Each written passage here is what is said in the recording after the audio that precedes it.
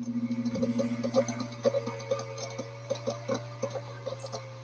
so good morning, everyone.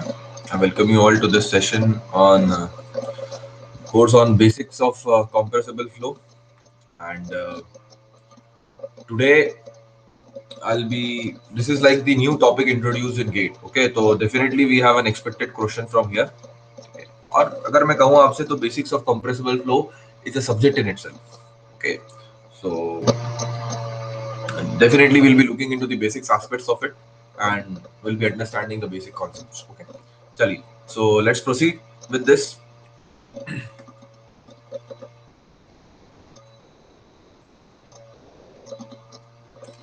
I hope my screen is visible.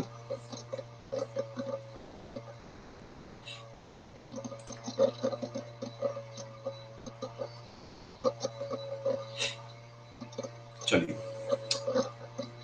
So let's begin with basics of compressible flow.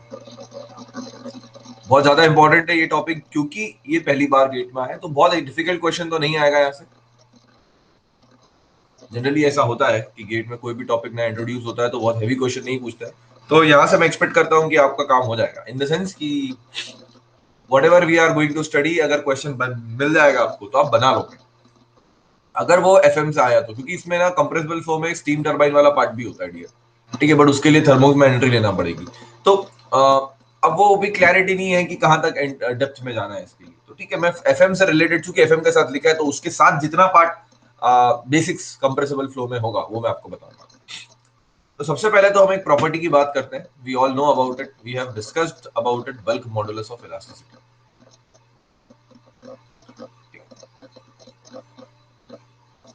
Bulk modulus of elasticity.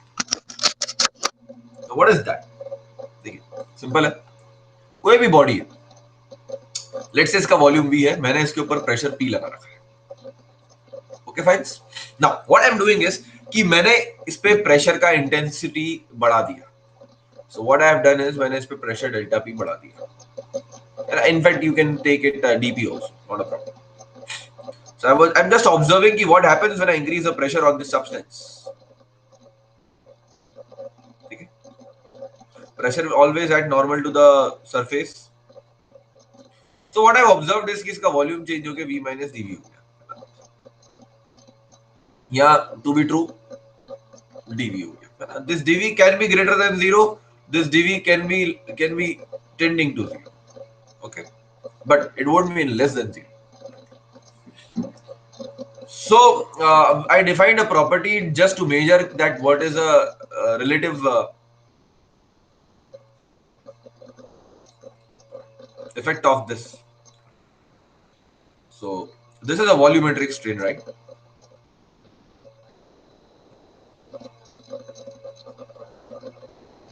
Dividing by V ensures that whatever change has occurred, it is actually with respect to the volume. So अब यार वही बात है, जैसे कि 1 mm cube मान लीजिए volume change हुआ तो वो 1000 mm क्यूब में हुआ या 10 mm क्यूब में हुआ, दोनों का अपना अपना अलग अलग इंपॉर्टेंस है. This is large, this is small comparatively. Okay, that's why we write like this. And just we know that कि delta P अगर positive होगा, if it is positive then volume will decrease, right? तो volume जब decrease होगा so there will be a negative sign associated inside a volume inherently whenever you write it. So externally also we will apply a minus sign, so that in total we have in general we have E equal to minus dP dV by V as a property. This is a property, and we call this as a bulk modulus. Bulk modulus of elasticity. Now, what is the physics behind it? Very simple to understand. अगर dP large है, sorry, if E is large,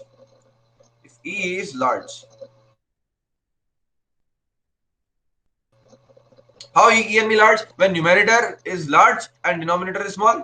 मतलब आपने बहुत ज्यादा pressure apply किया है system के ऊपर, सब्सटेंस के ऊपर, फिर भी उसका change in volume per unit volume बहुत कम है.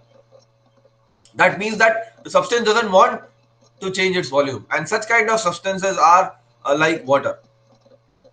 incompressible. So that means if E physically defines whether the substance is incompressible or compressible. Mark my words, it does not define whether the flow is compressible or incompressible flow. It defines whether the substance is compressible or incompressible. Okay. So water can be taken, water value of water is 2 into 10 to the power 9 Newton पर meter square. ये इसका कोई volume, इसका कोई unit नहीं होगा, unitless है, तो प्रेशर का यूनिट आ जाएगा.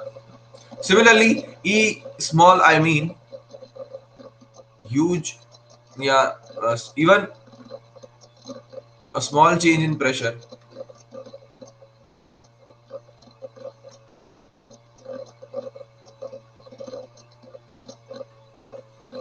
will cause what it will cause?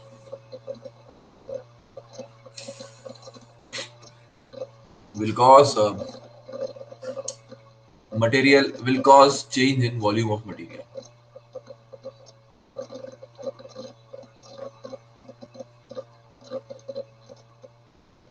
Right? So that's how it is. Next. तो एयर के लिए होता है इसका value. For air, this is 101 into 10 to the power 3 Newton पर मीटर स्क्वायर. तो आप देख लीजिए, there is a huge difference in the two values. Right? Now, अगर हम थोड़े से मैनिपुलेशंस करें इसमें, तो density we all know that mass upon volume.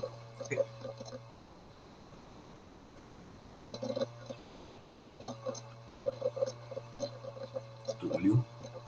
Now you have to basically differentiate both the side. Mass is always constant. You'll get rho dV plus v d rho. हम एक substance के लिए देख रहे हैं, उसका वॉल्यूम भी है, and mass m और डेंसिटी होगा. ठीक है, तो for that I can write this and I can write this. Simple है. अभी तो थोड़ा सा एक कॉन्सेप्ट, दो कॉन्सेप्ट इसमें समझने के लिए है थोड़े से, वो आप समझ लीजिएगा. बाकी तो ये सब चीजें एक फॉर्मेलिटी है जो मुझे बताना है आपको. तो d rho by rho can be written as minus dv by. So by this I can write E as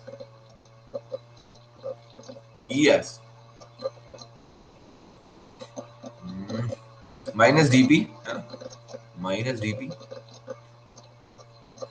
dv by dt. तो मैं लिख सकता हूँ just substituting this.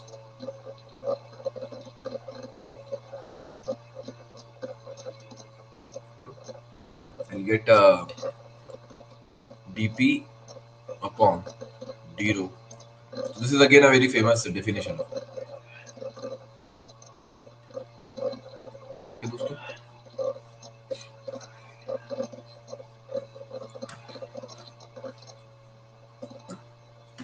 Now this basically the whole thing is that there is a change in pressure with respect to volume or change in pressure with respect to density, right?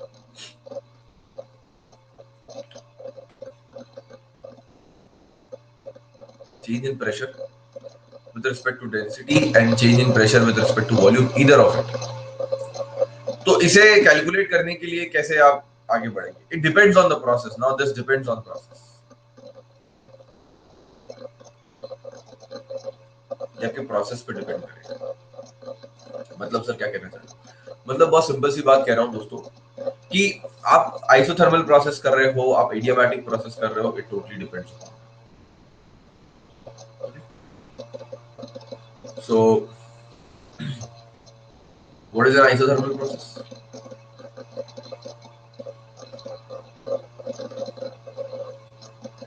Is this an isothermal process?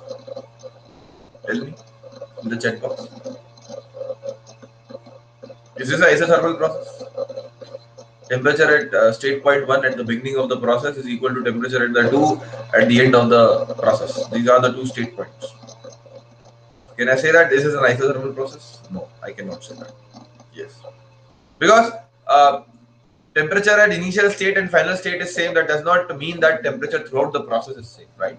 So T1 equal to T2 never commits you an isothermal process. It can be, but this is not the definition of it, right? So the correct way of expressing it is temperature equal to constant.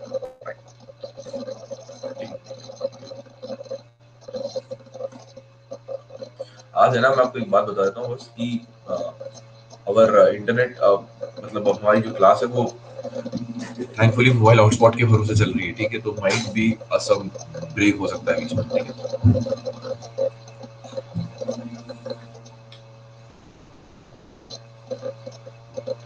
कल शाम की class तो निकल गई थी मेरी, कुछ fibre line में शायद ब्रेक हुआ है, so this is under maintenance, ठीक है दोस्तों।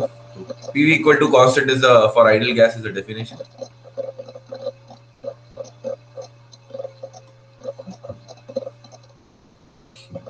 यहाँ पर आप VDP प्लस इसको डिफरेंशिएट कर दीजिए, तो VDP plus PD equal to 0, and यहाँ से आप लिख सकते हो DP upon P equal to minus DV upon, so you'll get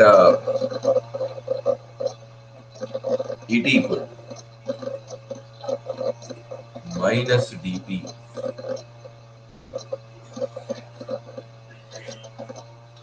DV upon V, and I think DV upon V तो ये आ जाएगा P के ऊपर, तो इसे आप T के लिए यूज कर सकते हैं, isothermal compression. I will not waste much of your time। Excuse me। What we'll do is, for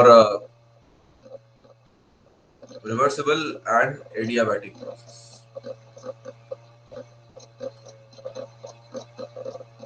this will be ET equal to gamma P। अब वही PV की power gamma equal to constant ये use करके differentiate करके इसमें डालेंगे तो same result मिलेगा, not a big thing.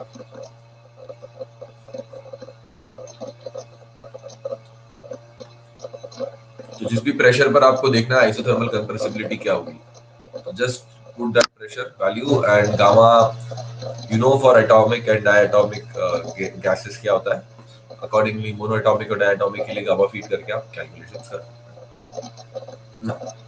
What is a compressible flow? We have already talked about incompressible flow, but what is a compressible flow? Let me ask you this question. Is it a flow of compressible fluids? Compressible fluids क्या होता है मैंने define कर दिया आपको। Compressible fluids जिनका E large होता है, सॉरी, compressible fluids जिनका E small होता है, E small। अच्छा, इसका एक इनवर्स और डिफाइन कर देते हैं, E small, तो E is equals to या K is equals to 1 upon, right? So K is your isothermal compressibility, sorry, not isothermal, just compressibility।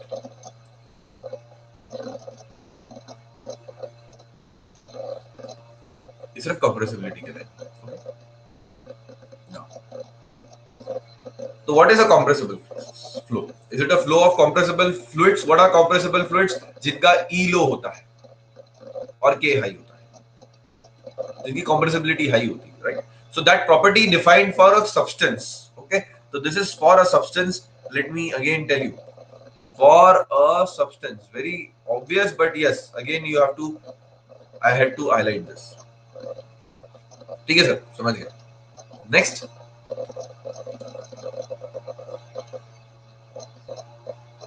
is it a flow of compressible fluids? Not always। मतलब even a compressible fluid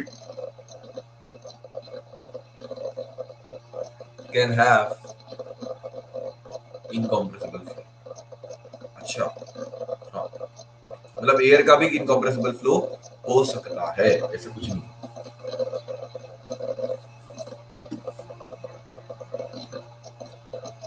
तो basically आपको देखना ये है कि is there a change in volume per unit volume? If there is a change in volume per unit volume, मतलब volumetric strain है, if there is a continuous volumetric strain then flow is compressible. But इसका एक magnitude होता है, किससे ज्यादा, थोड़ी बहुत तो हर जगह होगी, फ्रैक्शंस में, माइक्रो फ्रैक्शंस, तो हमें कहीं ना कहीं एक लिमिटिंग लाइन डालना पड़ेगी. जैसे अलॉयज होते हैं, तो आयरन के अंदर हम लिखते हैं कि 0.008% कार्बन से कम अगर होगा तो वो प्योर है, but still 0.008% is impurity carbon, but still we call it as a pure iron. So that's what I'm talking about right now, कि कहीं ना कहीं हमें बाउंड्री डालना पड़ेगी. तो एक्चुअली में वो बाउंड्री ऐसी डाली जाती है क्योंकि जनरली अगर आप वॉल्यूम चेंज करते हो यूजुअली, तो वॉल्यूम चेंज के साथ साथ डेंसिटी चेंज होता है यूजुअली. सी देयर, तो हम कहते हैं कि अगर चेंज इन, ऐसा भी कहते हैं ये कुछ बुक्स में ऐसा भी लिखा होता है कि change in density upon original density, अगर ये 5% से ज्यादा हो चुकी है, if it is more than 5% in a flow, then this is a compressible.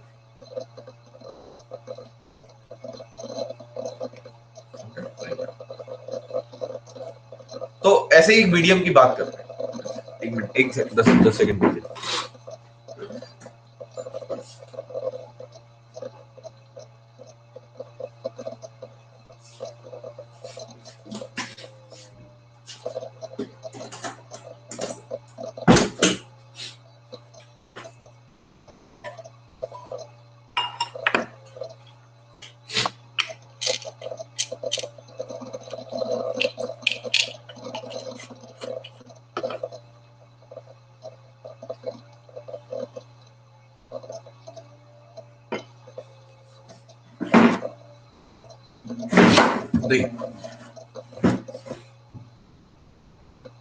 थोड़ा डिस्कशन इंपॉर्टेंट है, ध्यान से समझिए.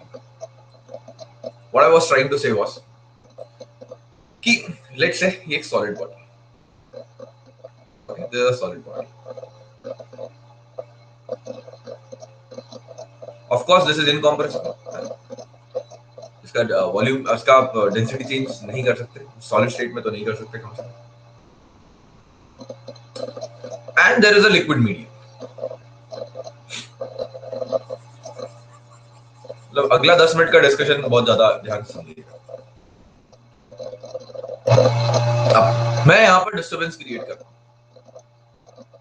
तो what ever disturbance I have created over here, this molecules will feel that disturbance, और इमीडिएटली ये वाले मॉलिक्यूल्स भी फील कर लेंगे. अगर मैंने फर्स्ट, मान लीजिए जिस इंस्टेंट पर यहां पर डिस्टर्बेंस क्रिएट किया, उसी इंस्टेंट पर यहां पर भी डिस्टर्बेंस प्रोपागेट हो जाएगा. तो I will say that disturbance will propagate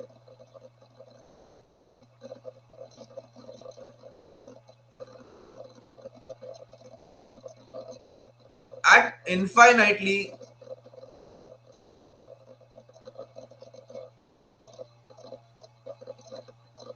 large speed. ठीक है, let's say this is some compressible fluid like air.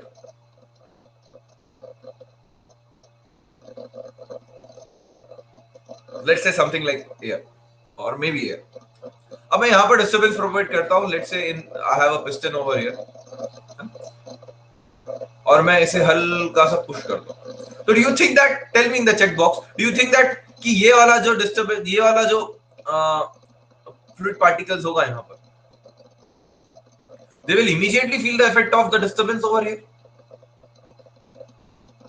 Can you say that कि जिस इंस्टेंट पर मैंने यहाँ पर डिस्टर्बेंस क्रिएट किया है, इमीडिएटली यहाँ पर भी वो डिस्टर्बेंस फील होगा? Actually no. What will happen? There will be a kind of a disturbance. Like ये disturbance इस तरह से propagate होगा आगे. तो maybe after 1 second. I'm not committing time right now. Okay. It will take time. That's what I'm trying to say as compared to this. So अगर आप incompressible flow, not incompressible flow, right? Incompressible body के अंदर disturbance propagate करोगे तो वो infinitely large speed से propagate होगा. But on the other hand, if you choose a material which is compressible, then definitely the disturbance will propagate at a finite speed. तो यहाँ पर मैं लिखूंगा disturbance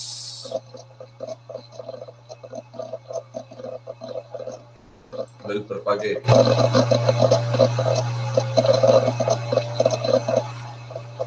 at finite speed.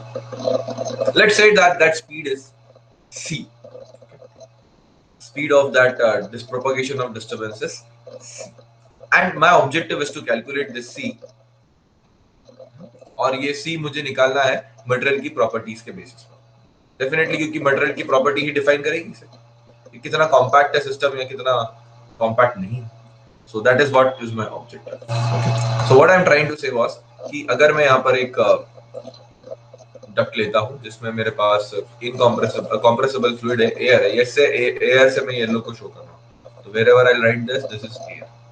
Again and again writing and saying air. Okay. Let's say that I have created a slight disturbance over here.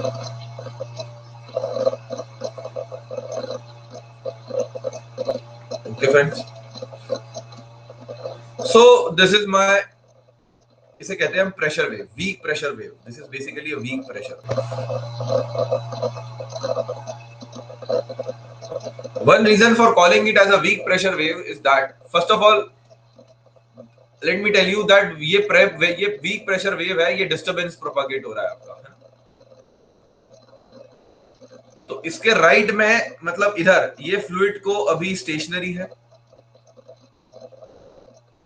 मतलब इसकी velocity 0 है, correct?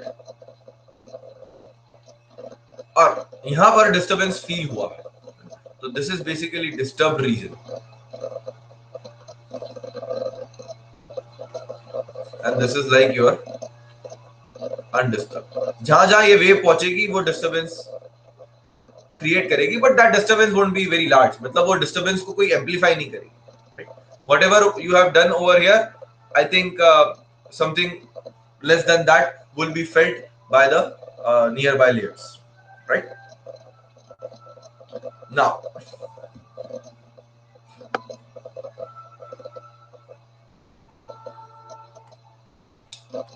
अब क्या कहें? हाँ, वीक प्रेशर वेव इसलिए मैं कह रहा था इसे। लेट्स से यहां पर प्रेशर P है। अब P in the sense just immediate to this, एक मिनट, जस्ट यहां पर P, और ये प्रेशर वेव वीक है, मतलब यहां पर ये कोई प्रेशर में कोई एब्रप्ट चेंज नहीं लेकर आ रही। This is been observation, right? तो डेफिनेटली कुछ ना कुछ चेंज आएगा, प्रेशर इंक्रीज होगा, मैं ये नहीं कह रहा हूं, but the change would be not very large. Okay, let's say यहां पर डेंसिटी रो है, तो यहां पर भी density let's say row plus D रो। एक चीज आपको बता देता हूं मैं, just for your information, that towards the left and towards the right जो चेंजेस हुए हैं वो हमने प्लस लिए हैं। अगर हमने गलत लिया है तो वो नेगेटिव आ जाएगा automatically. Okay, so we don't have to worry. यहां पर फ्लूइड रेस्ट पे था, यहां पर लेट्स से इस वीक, ये चूंकि प्रेशर वेव वीक है तो इसने कुछ स्लाइट वेलोसिटी दे दी फ्लूइड को डी। ये दोनों वेलोसिटीज में ग्राउंड के रिस्पेक्ट में बता रहा हूं, राइट? राइट। अब एक काम करते हैं, इमीडिएटली इसे कॉपी कर लेते हैं।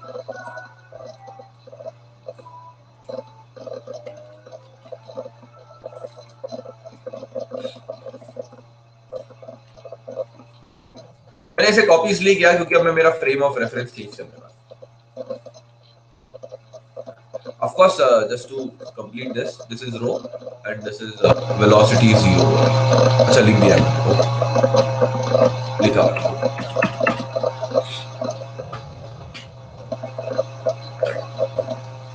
अब मैं इसे मिटा रहा हूं, एयर तो रहेगा।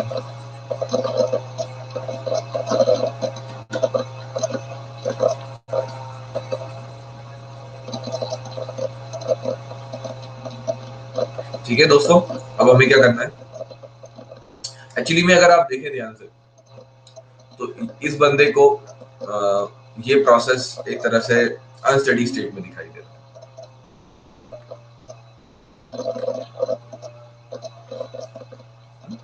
क्योंकि जब जब किसी भी एक पॉइंट पे फोकस करेगा, यहाँ पर अगर इसने फोकस किया तो यहाँ पर अभी फ्लूइड रेस्ट पर है और थोड़ी देर बाद यहाँ पर फ्लूइड के पास कुछ ना कुछ डीवी वेलोसिटी आ जाएगी, तो ही विल से दैट कि this is a unsteady state. क्योंकि अनस्टेडी स्टेट की डेफिनेशन क्या है? At a particular location vary time. So when at a particular this location you will vary time, at time t equal to 0 this was at rest, at some time t plus delta t it will be having some velocity, Therefore he will say that this flow is unsteady. If I sit on this frame of reference which is propagating with the sea, अगर मैं इस weak pressure wave के ऊपर बैठ जाता हूं और देखता हूं चीजों को, तो मैं यहां पर हमेशा मुझे एक जैसी चीजें दिखाई देगी, हमेशा मुझे ये पॉइंट रेस्ट पे दिखाई देगा, क्योंकि ये आर वेक्टर जो भी होगा, ये पोजीशन वेक्टर जो भी होगा, ये भी साथ साथ में मूव करेगा. This position vector is not deformable, the vectors will also move along with this. So whenever I go, I'll see the fluid is at rest only in front of me. That's why the state is a steady state, and we will be solving Reynolds transport theorem for this. That's why I have converted an unsteady state problem to a steady state problem by changing my frame of reference, right? Such kind of transformations you will learn, not right now, but maybe you have learned in your college, or maybe in future when you do your higher studies, are related to Galilean transformations. चलिए, तो इतना आगे बढ़ने, इतना करने के बाद हम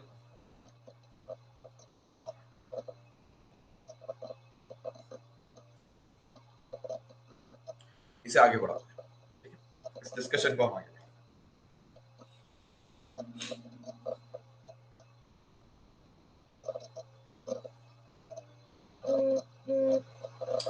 Okay. So what I am trying to say is that अब velocities change हो जाएगी, क्योंकि ये रेस्ट पर है, तो आप समझिएगा वेलोसिटी इसके रेफरेंस से अगर मैं देखूंगा तो ये फ्लूइड मुझे सी से इधर आता हुआ दिखेगा. Correct? I hope this is very clear to you, because this was at rest earlier. और ये वाला फ्लूइड कैसे दिखेगा मुझे? मैं आप इधर जा रहे हो तो ये मुझे इधर जाता हुआ दिखेगा, बट इसके अंदर थोड़ी सी इधर की वेलोसिटी है, तो मुझे ये c माइनस dv से इधर जाता हुआ, right? I hope this is clear. Relative velocity school के कॉन्सेप्ट से समझ, राइट?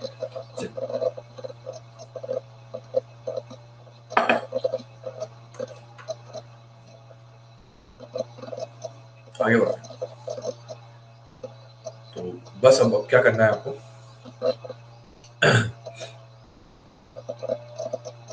एक प्रॉब्लम सॉल्व करना है. मैं प्रॉब्लम डिफाइन करता हूं आपको. Okay, just a minute.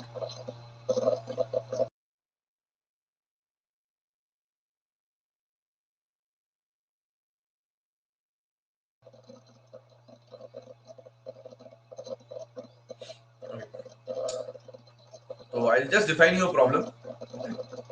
Problem ऐसी है, देखिए दोस्तों, आप सॉल्व करके देखिएगा. एक प्रॉब्लम की इंपॉर्टेंट है, ये आपकी weak pressure wave. This is your weak pressure wave, and it's a part of a very large sphere, so I can take it as a straight line. A large sphere के part को मैं as a straight line ले सकता हूँ.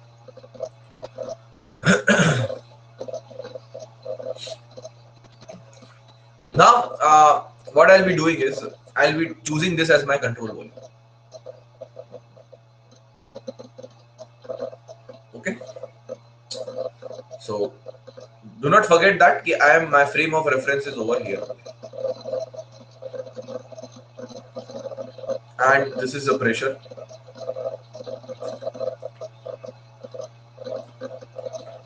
P into A.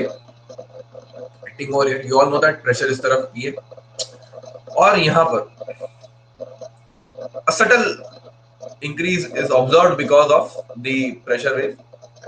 If it is not, then Reynolds transport theorem or momentum balance will give it the right.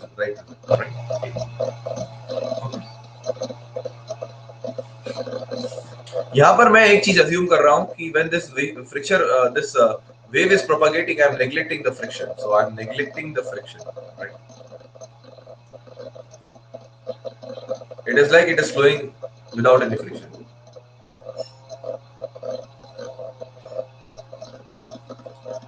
So there is no friction, means that ठीक है, थोड़ा सा मैं एंट्री ले रहा हूँ यहाँ पर थर्मोडायनामिक्स में, but if you are not comfortable, then you can just lug it out. Okay. Usually क्या होता है कि we call it as a isentropic process, right? There is an isentropic process. Isentropic process is usually reversible and adiabatic. Reversible means there is no heat transfer. Adiabatic means there is no heat transfer, and reversible means that within the system boundary, there are no irreversibilities. What can be a source of irreversibility? Friction can be a source of irreversibility. Temperature differences can be a source of irreversibility. Pressure differences could be a source of irreversibility. So anything which is very wherever the difference is large, किसी भी process में difference large होगा. अगर जैसे कि for example ये ball है, if it is falling from a very high height to low height, so process will be very fast. You won't be able to trace this process. Since you won't be able to trace this process, it would be very difficult for you to return back to the same process. So such kind of processes in thermodynamics are called as irreversible. So differences in height, differences in pressure, differences in temperature leads to it. So over here within the system, we can see that the pressure variation is very less and there is no friction. Therefore, I can assume this process to be reversible. Apart from it, there is no friction over here. No friction. Plus, as such, there are not any temperature gradients. मतलब कोई temperature की gradients नहीं है यहाँ पर available. कि यहाँ पर कोई बहुत ज़्यादा temperature है, यहाँ पर कम temperature है, nothing like that. So temperature gradients ना होने के कारण और friction ना होने के कारण, I can say that there is no heat transfer or negligible heat transfer. So just to inform you that I am looking to this process as a isentropic process. So this wave is propagating isentropically. That's what you can say, right? I hope this makes sense to you. Chali, apart from this, neglecting friction and all those things,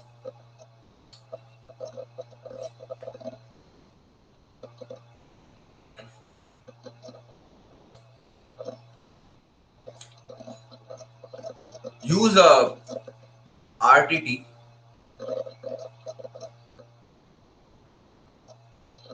and RTT बहुत simple है अब आपके लिए. Momentum out minus momentum in equal to the force on the control volume, right? तो force on the control volume दिख ही रहा है आपको. ये मोमेंटम आउट माइनस मोमेंटम इन आपको लिखना पड़ेगा. अब कैसे लिखेंगे आप मोमेंटम आउट माइनस मोमेंटम इन? उसके लिए आपको वेलोसिटीज पता है लेफ्ट और right. Correct. So the fluid which is, there is a fluid having velocity c over here and there is a fluid having a velocity over here.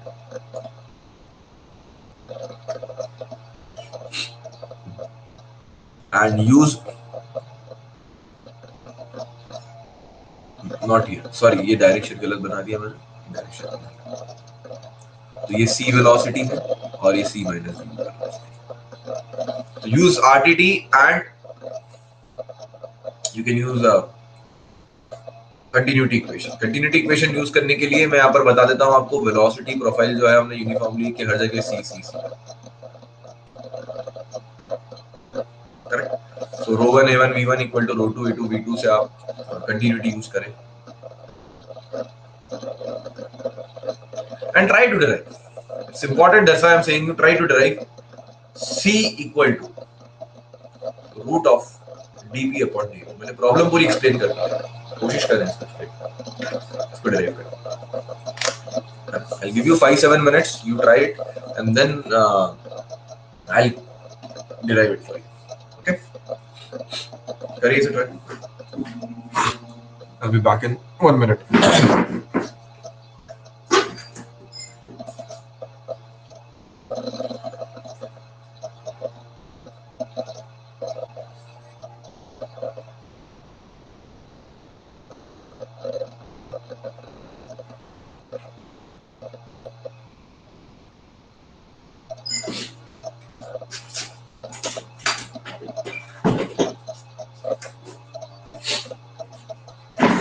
हाँ जी.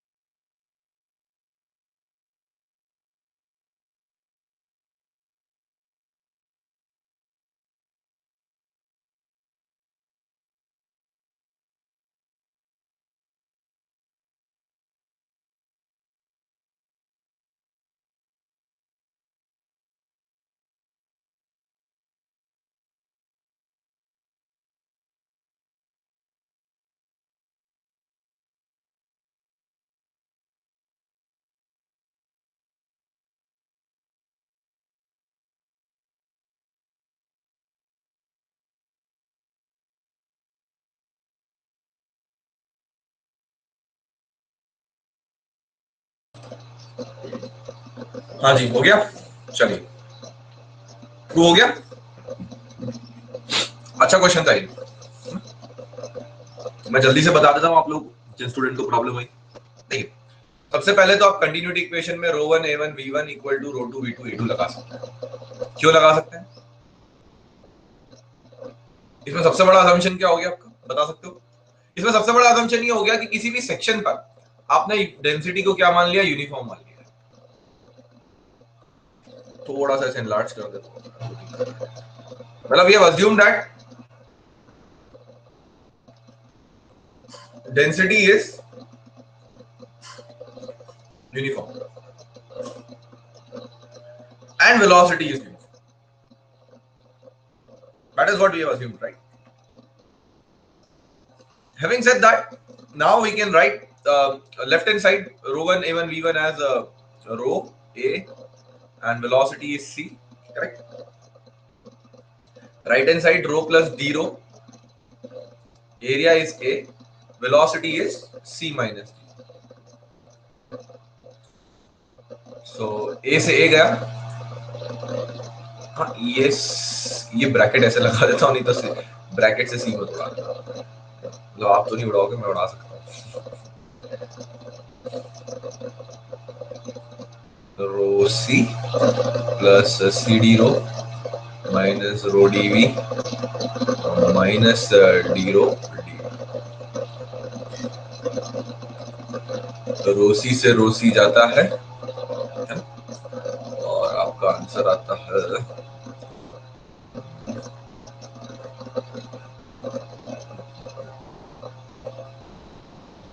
हाँ, ये भी टर्म जो है आपकी डी रो और डी वी, ये एक हायर ऑर्डर, दो डिफरेंशियल्स एक साथ मल्टीप्लाई हो रहे हैं, तो इनके कंपैरिजन में ये हायर ऑर्डर है, तो ये नेग्लेक्ट कर सकते हैं। C D rho is equal to rho D V, ये क्या था हेमंत, इसी तरह से नेग्लेक्ट किए थे। हाँ सर, हाँ। Will get this result.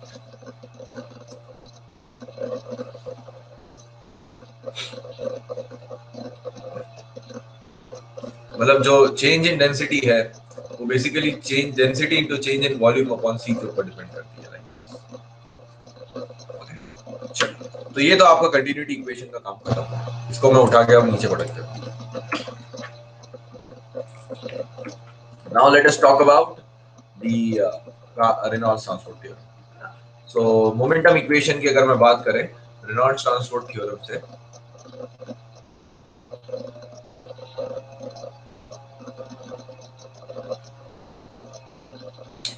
तो सबसे पहली बात तो resultant force on the control volume is equals to, जो पहली टर्म है rate of change of momentum within the control volume, तो D by D T equal to velocity rho D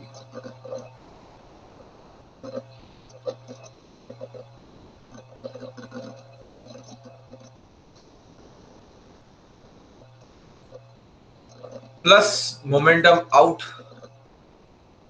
minus momentum, क्योंकि आपने frame of reference ये choose किया है, तो ये टर्म आपका जीरो है। This is very important. तो अब आप इसे अप्लाई करना है, तो कोई अब ये वेक्टर इक्वेशन है क्योंकि ये भी वेक्टर्स हैं सारे, तो you have to choose a direction to apply, तो let's consider this to be positive, तो ये P A minus P plus D P into A हो जाएगा equal to, next would be कि मास मोमेंटम आउट कितना है, तो भाई ये बाहर जा रहा है अगर आप ध्यान से देखें तो, क्योंकि यहाँ पर वेलोसिटी c माइनस डी, तो rho A velocity is how much, c minus,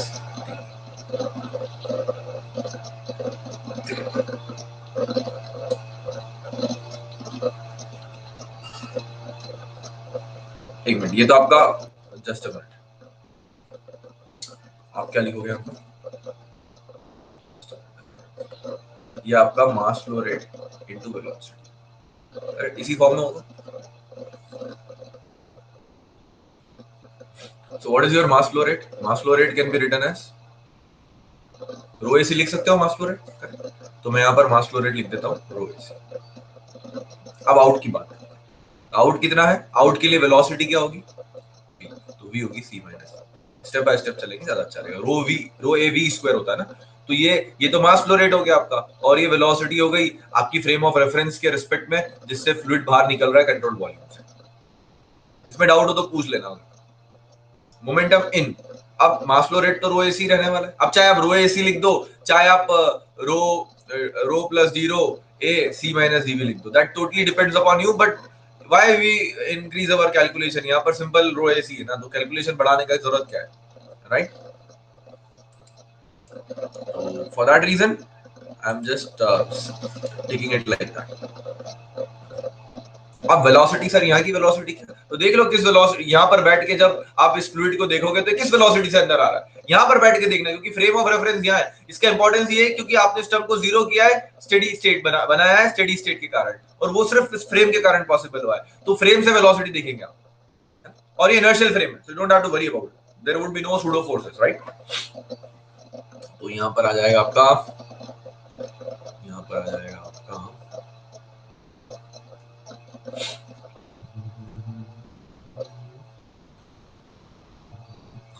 इस, यहाँ पर बैठ के देखोगे तो वेलोसिटी सी से आ रहा है, तो बात खत्म हो गई। और डायरेक्शन किस तरफ है, इसी तरफ है। इसकी भी डायरेक्शन इसी तरफ थी, तो दोनों मैंने पॉजिटिव किया।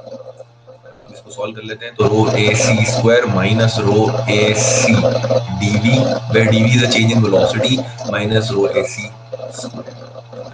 कुछ कटने वाले हैं, बहुत सारे टर्म्स मुझे ऐसा दिख रहा है। तो सबसे पहले तो रो ए सी स्क्वायर से रो ए सी स्क्वायर उड़ा दो, है ना, और ये पी ए से पी उड़ा दो, तो ये बचेगा ए डी पी, फिर आप ए से ए उड़ा दो, तो आपके पास रिजल्ट आएगा डीपी इक्वल टू रो सी।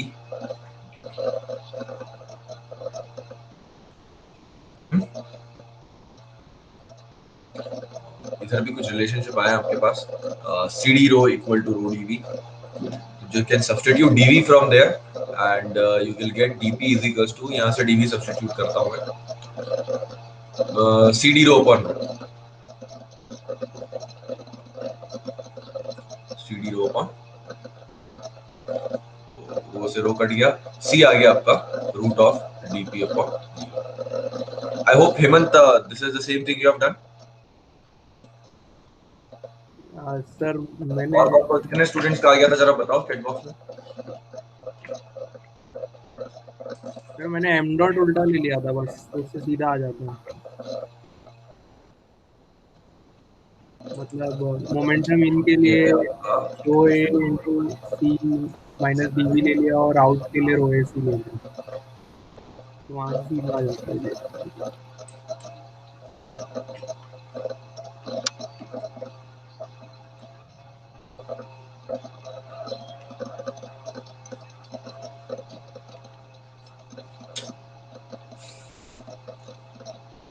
अच्छा अब देखो, this makes sense, this makes lot of sense. कैसे सर? देखो, अगर आपका डीपी अपॉन डी रो लार्ज है, मतलब ये हाई है और ये लो है, मतलब आपने खूब प्रेशर चेंज किया, you have change the pressure very to a very great extent, still change in density is very low, and that means that velocity of c is that means that magnitude of c is very large, that simply means that velocity is the c is infinitely large। okay, तो ऐसा कब होगा? जब आपका medium incompressible होगा, मतलब dp upon d rho large तभी तो होगा। so that is well connected with whatever we have talked about over here, कि आपने प्रेशर चेंज करा और डेंसिटी में चेंज नहीं आया, मतलब आपका मीडियम इनकॉम्प्रेसिबल था। that means c की वैल्यू लार्ज होगी ऐसे मीडियम्स के लिए, and that proves to be correct over here with this mathematical formula also। c large, C large physically means very very large velocity or infinitely small large velocity, that is disturbance is propagating at infinite speed। So in such mediums disturbance propagates at infinitely large speed। अच्छा, तो मैंने आपको एक चीज और बताई थी कि E जो होता है, आपने डिराइव किया था अभी, E rho dp by d rho, right? dv by v की जगह हमने d rho by rho substitute किया था, so we'll get C equal to root of E by row.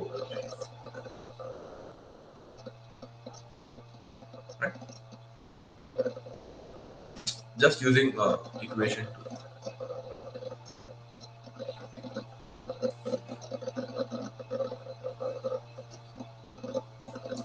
So this is what is the speed by which मैं C define कर रहा हूँ, by which weak pressure wave propagates in a medium.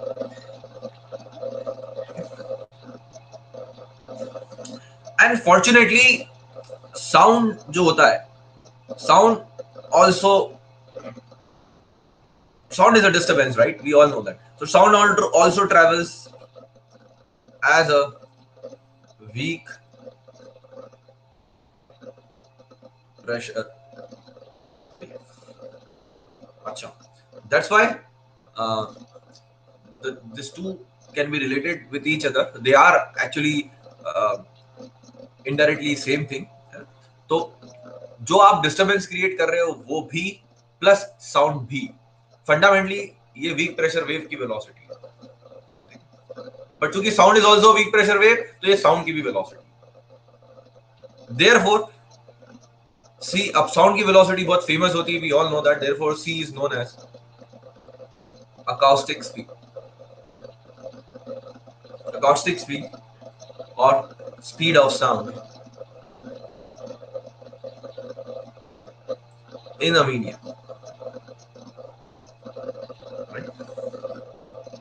अगर आप steel में देखना चाहोगे, इन steel के लिए मॉडुलस ऑफ इलास्टिसिटी होता है 200 गीगा न्यूटन पर meter square, 10 to the power 9, and density होती है स्टील की 7830 केजी पर मीटर, ये all know that. Generally iron की ले ली हमने, बहुत ज्यादा वेरिएशन नहीं है डेंसिटी। तो C will be equal to root of E by rho, and that makes it 5053. This is a very large speed. That's why we call it as infinitely large. Mathematically, it is infinitely large, right? Sorry, physically it is infinitely large. Sea water में देख लीजिए, अब पानी में क्या होगा, अब पानी भी एक तरह से इनकम्प्रेसिबल मीडियम ही है ना? यहाँ पर भी आपको एक अच्छी वेलोसिटी एक्सपेक्ट कर सकते हो। तो यहाँ पर भी जो डिस्टर्बेंस होगा आपका वो बहुत फास्ट वे में प्रोपेगेट करेगा, अप्रॉक्सीमेटली लाइक दिस।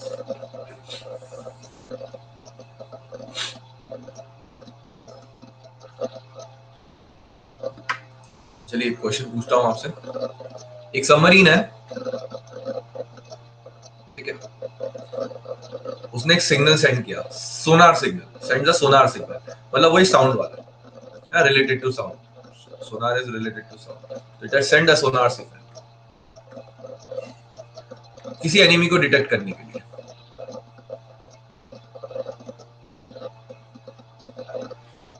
बढ़िया सर, इंटरेस्टिंग दिख रहा है।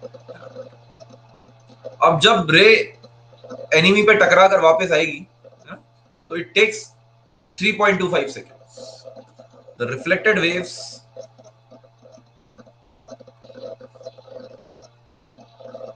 returns in 3.25 seconds. Estimate separation between the submarines. तो ये आप है मान लीजिए, और ये आपके दुश्मन। आपने वेव भेजी, रिटर्न होकर आई, ठीक है, तो इसको 3.25 सेकेंड्स लगेगा। इन दोनों के बीच का डिस्टेंस कितना बताओ?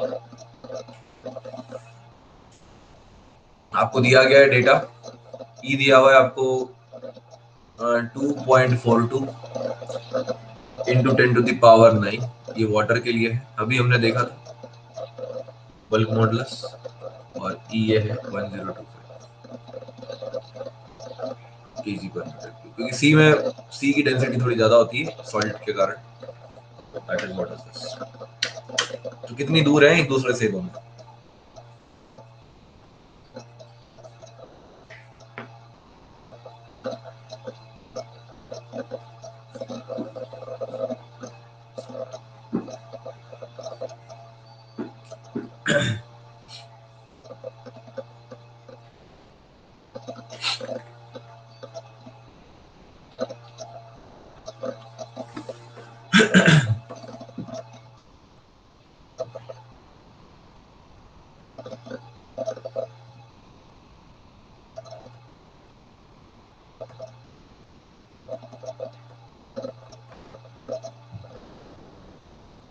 भाई क्या कर रहा है हेमंत?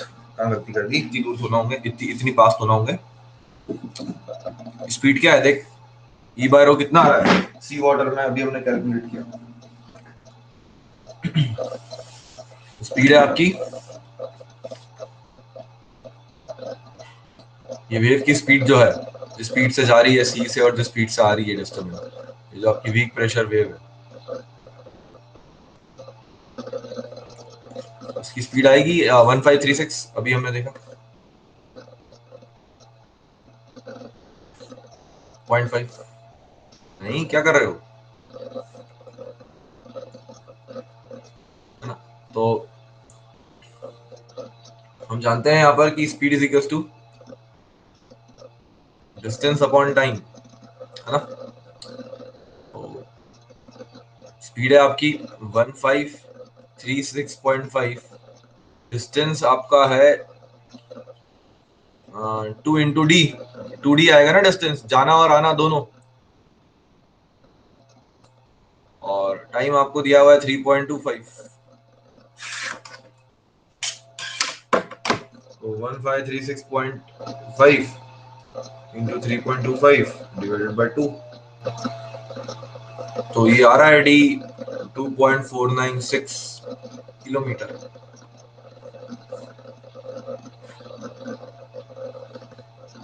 कहाँ उलझ गए?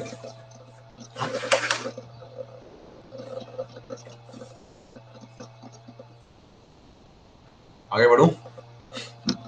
ये ऐसे क्वेश्चन पूछ सकते हैं आपसे gate exam, expected question B6 के लिए। क्या आप सी को समझते कि नहीं समझते? क्या गलती करी थी वैसे, बता सकते हो? कोई बता सकता है क्या गलती करी थी?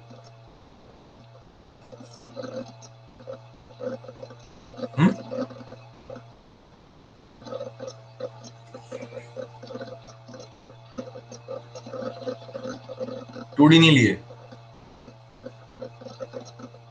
दो गलती से, अबे दो गलती से नीचे ले लिया T/D।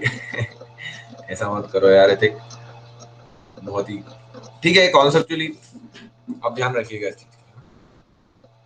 Next would be propagation of weak wave. मैंने आपको बताया था propagation of weak pressure wave, जो कि साउंड भी है, can be thought of as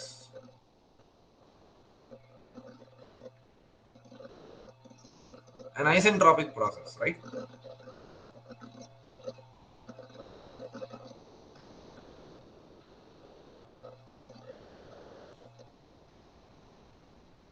And we know that for isentropic process, PV की power gamma equal to constant, right? We also know that C is equals to root of dP by dρ. Now what I am trying to calculate dP by dρ for isentropic process कितना, right? What is V? V is specific volume 1/. मैं बिना calculation में जाते हुए इसको differentiate करूंगा, dP plus VdP and all those thing, दोनों तरफ डिफरेंशिएट करूंगा, dP by dρ के बीच में रिलेशनशिप आ जाएगा मेरे पास। Let's not waste time over here, and you will get dP by dρ for an isentropic process as P gamma upon rho. Okay, and for an ideal gas,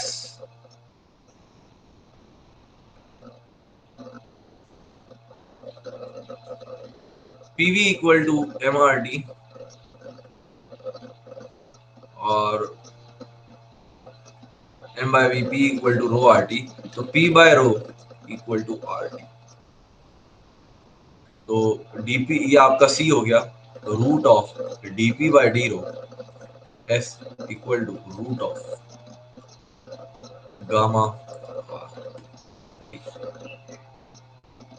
ठीक है? For air, gamma is 1.4, R is 287 joule पर kg kelvin, और room temperature पे बात करें हम, surrounding temperature पे, तो 15 प्लस 273 है ना, ये केल्विन में डलेगा एब्सोल्यूट टेम्परेचर। तो मार्क नंबर क्या, सॉरी, सी आ जाएगा आपका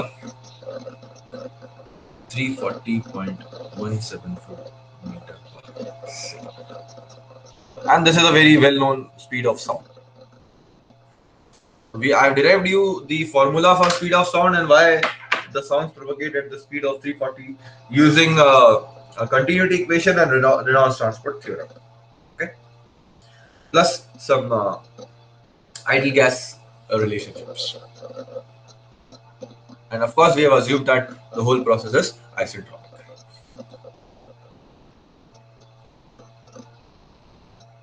All right.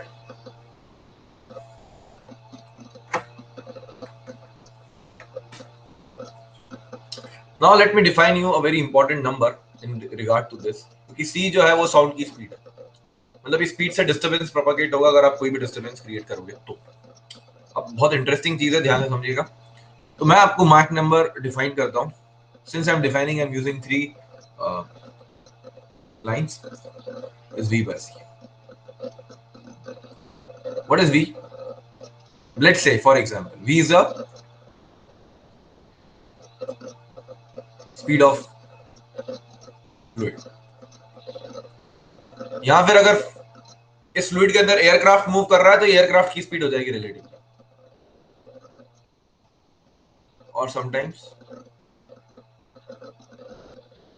Aircraft,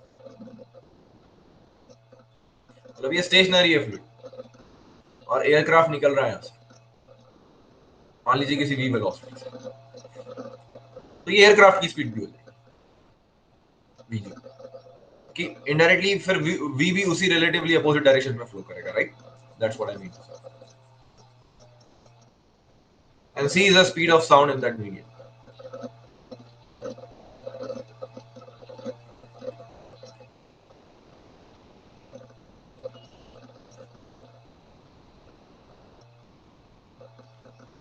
Now you know some basics about it, that ma is Mach number, ऐसे लिख देता हूं यहाँ पर।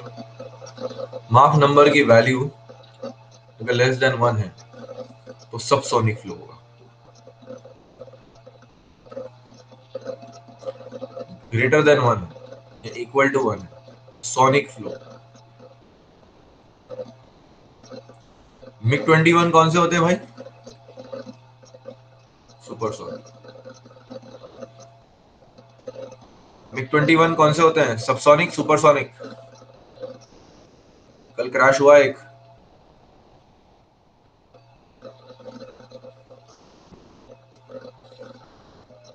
and I think pilot was safe, right?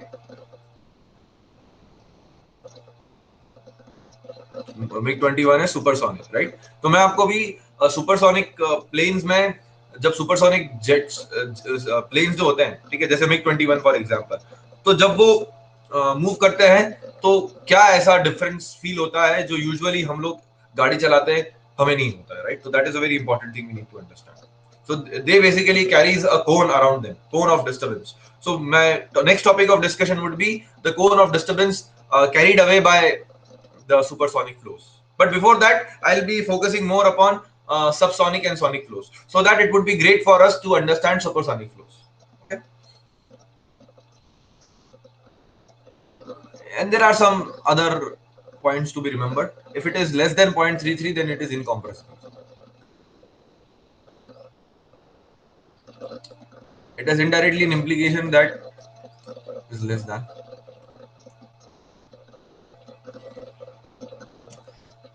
ये अगर आप यूज करोगे थ्योरी तो आपके पास ये रिजल्ट आएगा।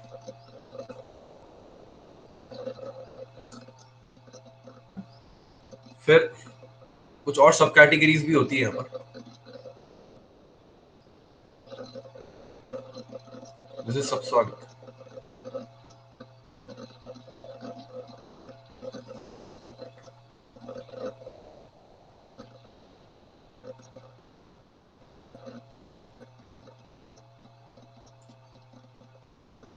ट्रांसोनिक।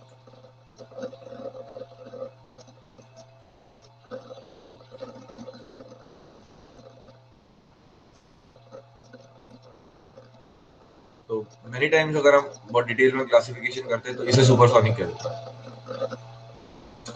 और m greater than 3 is hypersonic.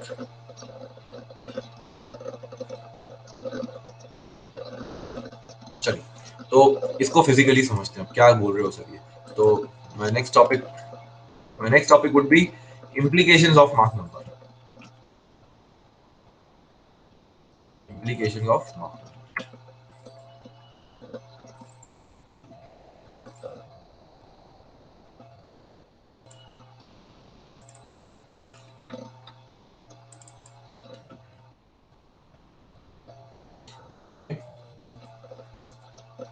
Implications of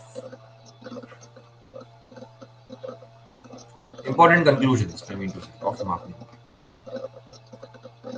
तीन केसेस लूंगा मैं, less than 1, equal to 1, greater than 1, and will understand what does it physically.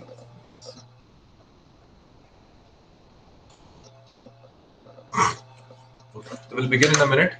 Okay, just give me a minute.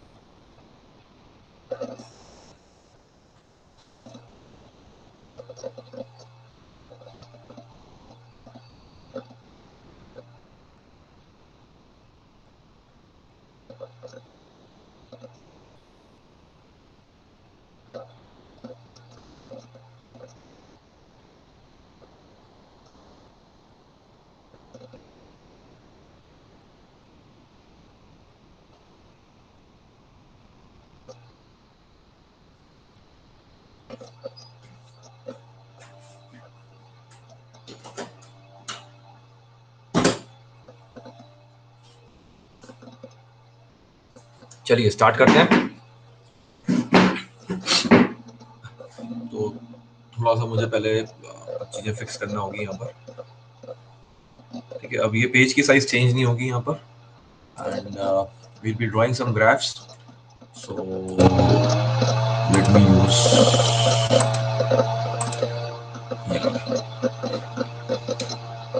Okay सही रहेगा। स्टार्ट करते हैं।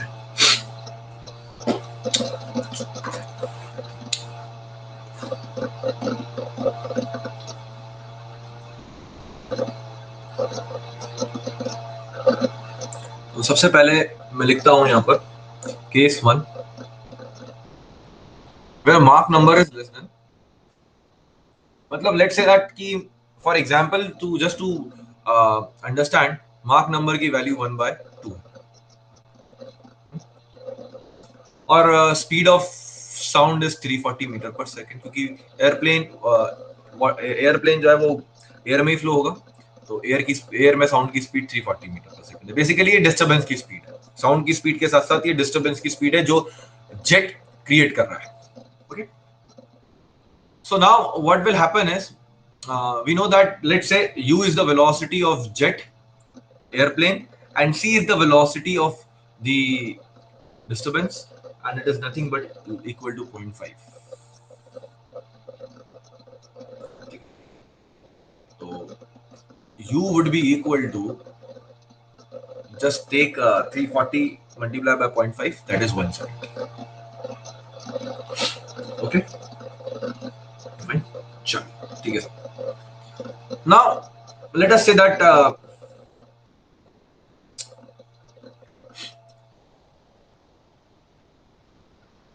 this is t equal to 0, time t equal to 0. Okay, so I'll write over here t equal to 0.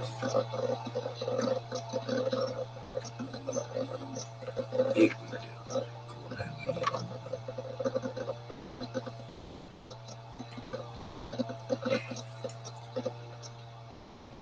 t equal to 1 2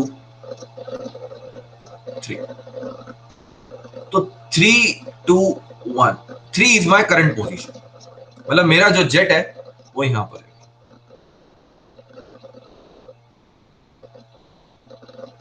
So I am just denoting this as a jet.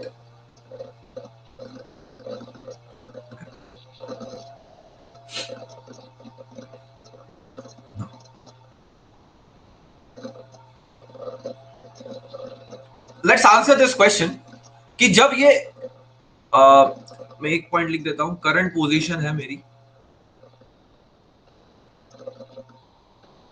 3.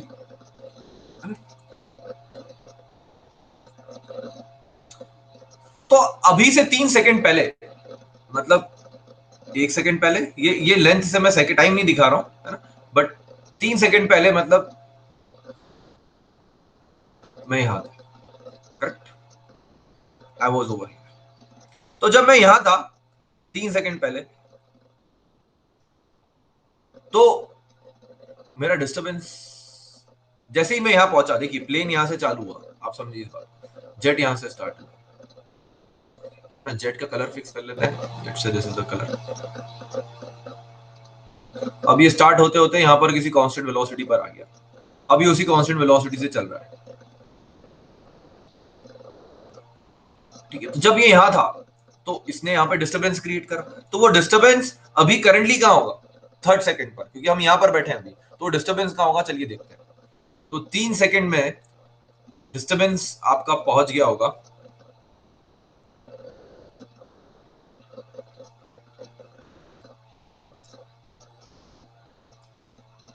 Disturbance की velocity क्या है, disturbance की velocity है sir c, और कितना time पूछ रहा हूं मैं आपसे, 3 सेकंड्स, राइट. तो लेट से डेल्टा टी को मैं 1 कह देता हूं, तो यहां पे मैं लिख सकता हूं 3 delta T.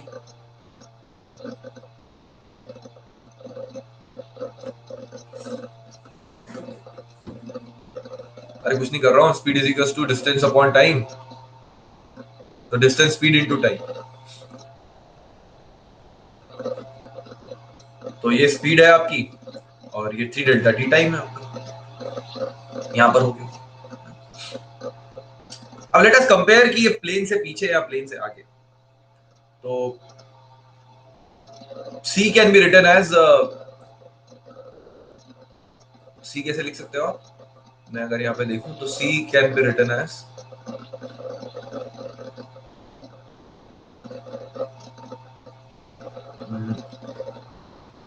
twice of, this is as good as 6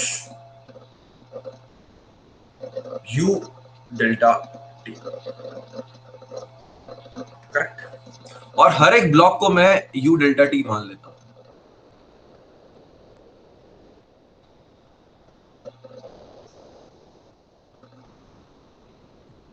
u delta T u delta T u delta T, तभी तो मेरी करंट पोजीशन ही आ गई 3u. तो मेरा प्लेन का होगा, प्लेन तो ये है, प्लेन का डिस्टरबेंस का होगा सर, प्लेन का डिस्टरबेंस होगा 6 u डेल्टा टी, मतलब 1 2 3 4 5 6 यहां पर होगा इसका. मतलब ये कौन सा डिस्टरबेंस है डियर, जब प्लेन यहां था, समझिएगा, ये प्लेन आया आया आया, मैंने यहां से प्रॉब्लम को एनालाइज करना चालू करा, तो जब जेट यहां था तो जेट का डिस्टरबेंस 3 सेकंड बाद यहां होगा, और जेट खुद यहां होगा, मतलब डिस्टरबेंस आगे निकला हुआ है, और वो दिख भी रहा है क्योंकि डिस्टरबेंस की जो वेलोसिटी है वो ट्वाइस है. इसलिए जेट 0 से लेकर 3 सेकंड में यहां पहुंचा, बट उसका डिस्टरबेंस यहां पहुंच गया, और it's a form of a spherical wave, right. तो मैं एक स्फीयर बना देता हूं,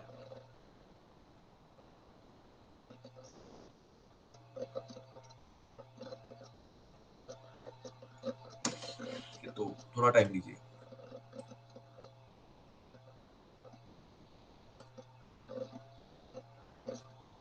1 2 3,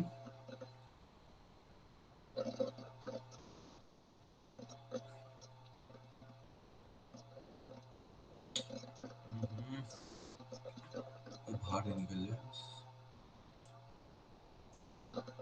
यहाँ वाला यहाँ पर है, ठीक है। 1 2 1 2 1 2 3 4 और 6, मतलब यहाँ है, करेक्ट।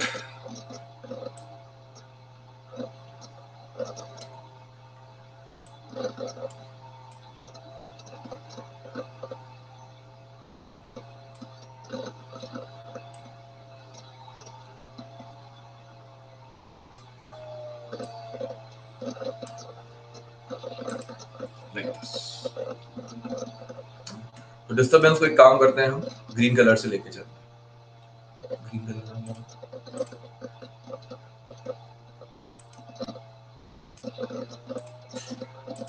तो ये आपका डिस्टर्बेंस है।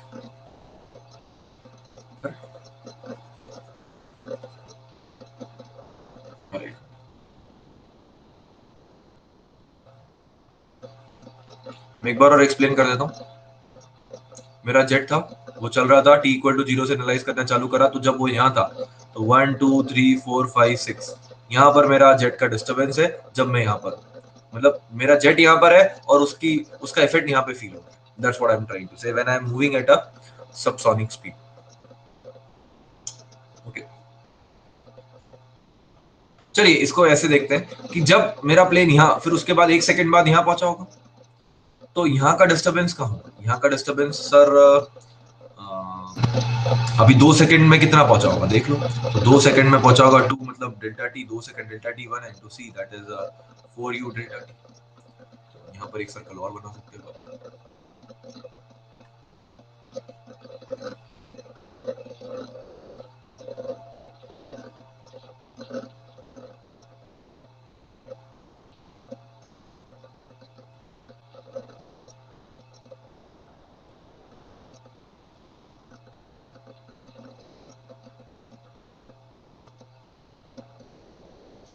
4 है ना, 1 2 3 4।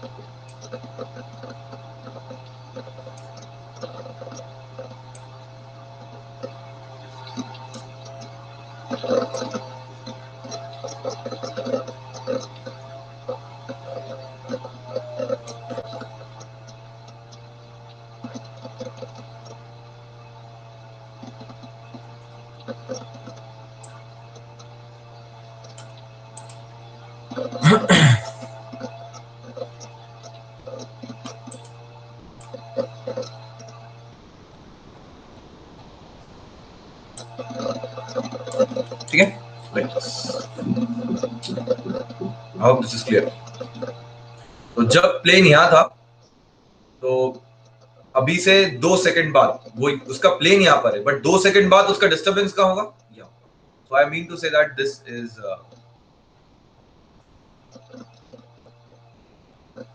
4u delta t and this is 6u delta t। तो स्फीयर में इस प्लेन का डिस्टर्बेंस, स्फीयर तक इसका प्लेन का डिस्टर्बेंस पहुंच चुका है। सिमिलरली जब प्लेन यहां होगा, मतलब 1 सेकंड पहले, तो यहां से लेकर यहां तक जब उसने ट्रैवल किया, मतलब 1 सेकंड के अंदर इस जेट का डिस्टर्बेंस कितनी दूर पहुंचा होगा? तो within 1 second it would be 1 delta T C, मतलब 2c delta T, 2u delta T. 2u delta T मतलब यहां पर बैठ के 2u डेल्टा टी का एक स्फीयर बना सकते हैं।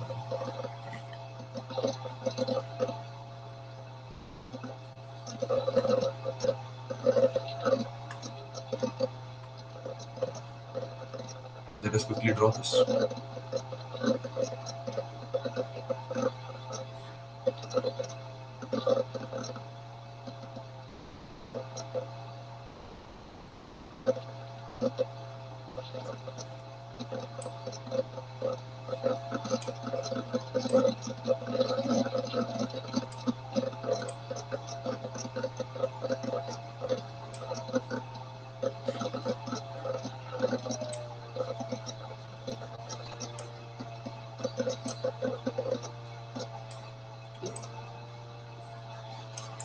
ठीक है, so that's what this diagram will look like when Mach number is less than 1. So what I am trying to say is that in a simple language, if we want to conclude, disturbance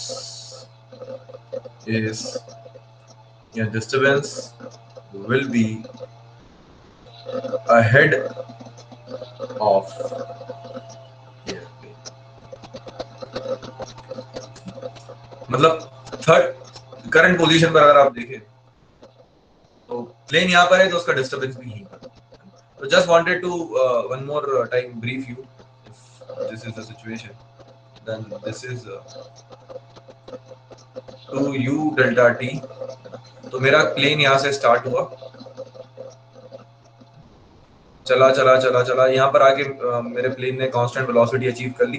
जैसे ही वो यहाँ पहुंचा, अब मैं analyse कर रहा हूँ, अब 3 सेकंड बाद प्लेन यहाँ पर है बट प्लेन का डिस्टर्बेंस डबल दूरी पर, मतलब जो उसने डिस्टर्बेंस क्रिएट किया आफ्टर 1 सेकंड, नहीं after 1 second in the sense, मतलब मैं अगर करंट पोजीशन से देखूं तो बिफोर 2 सेकंड्स, मतलब करंट पोजीशन यहाँ पर है। तो आफ्टर 1 सेकंड आप देखेंगे तो मेरा प्लेन तो यहाँ पर है, बट इसका मेरा प्लेन यहाँ पर है अभी करंटली, तो इसका डिस्टर्बेंस कहाँ होगा? इसका डिस्टर्बेंस 4u डेल्टा t, ठीक है।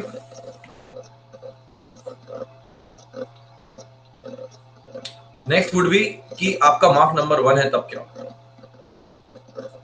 तो सेकेंडली जब मार्क नंबर 1 होगा तो u इक्वल टू c होगा, करेक्ट। और अगर मैं किसी भी पॉइंट को मेरी करंट पोजीशन मानता हूं, लेट अस से that this is my current position, है ना, एंड लेट अस से I have started this process over here, t equal to 0 and t equal to 3 मेरी पोजीशन यहाँ पर है। तो 3 सेकंड पहले मतलब t equal to 0 पर जो भी डिस्टर्बेंस निकला होगा वो कहाँ होगा? वो होगा सर c डेल्टा t और u delta t, what is the same thing, मतलब जहाँ प्लेन होगा वहीं डिस्टर्बेंस होगा। So let us quickly draw this.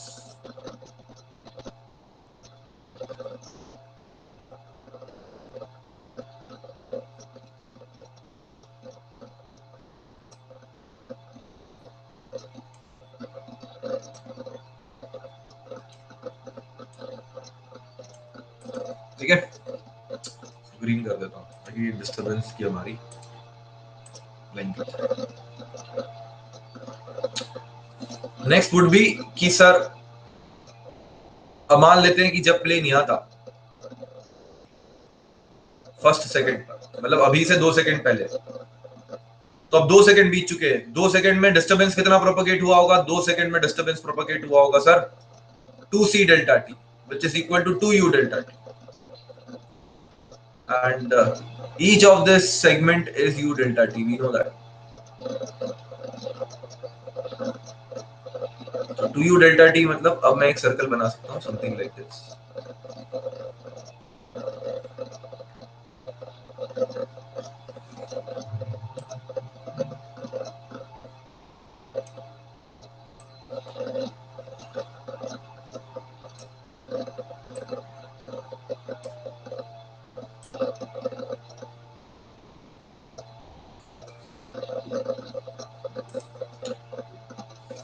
एक, हाँ ठीक है, तो ये हो गया आपका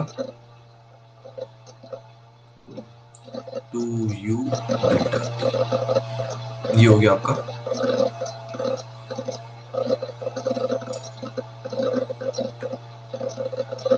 3u डेल्टा।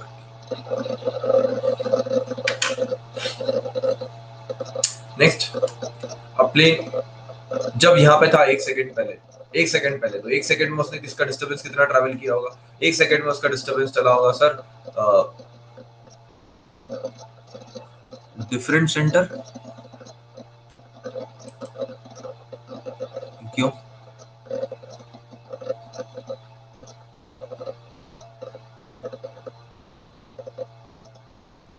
थ्री वाले का सर डिफरेंट सेंटर, 3 वाले का सर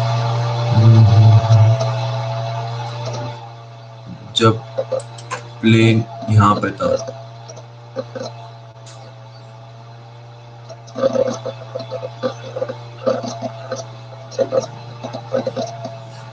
अच्छा, okay okay okay okay okay okay, got got got got got, correct correct correct, हाँ हाँ बिल्कुल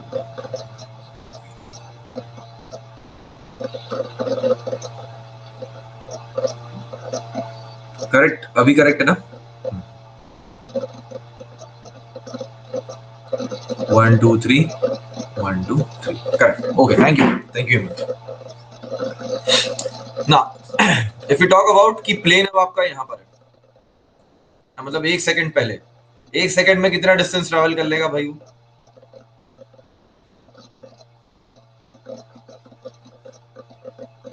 1 सेकंड में कितना डिस्टेंस ट्रेवल?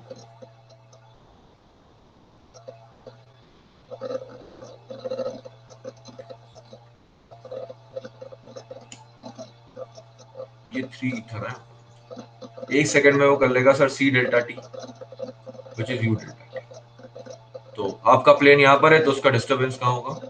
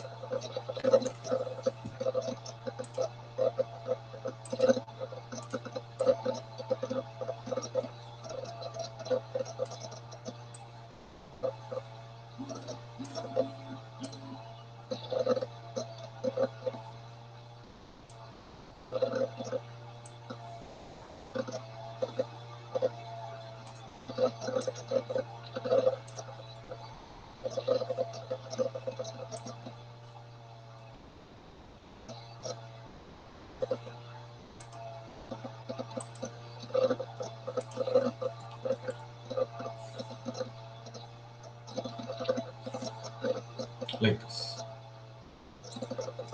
तो मतलब जहां प्लेन है उसके पुराने छोड़े गए सारे डिस्टर्बेंस वहीं पर हैं अभी। This is what it means. मतलब अगर मैं ऐसे देखूं तो जब प्लेन आपका, तो दिस वाज योर पॉइंट 0 1 2 3। तो जब प्लेन यहां पे था टी इक्वल टू 0 पे, तो उसका डिस्टर्बेंस यहां पर है, प्लेन भी यहां पर है। जब प्लेन 2 सेकंड पहले यहां पर था तो उसका डिस्टर्बेंस यहां पर है, प्लेन भी यहां पर है। 1 सेकंड पहले जब प्लेन यहां था तो प्लेन भी यहां पर है, उसका डिस्टर्बेंस भी यहां पर है। मतलब जैसे जैसे प्लेन चल रहा है उसी स्पीड से उसका डिस्टर्बेंस भी चल रहा है, उसी के आगे जो उसने क्रिएट किया।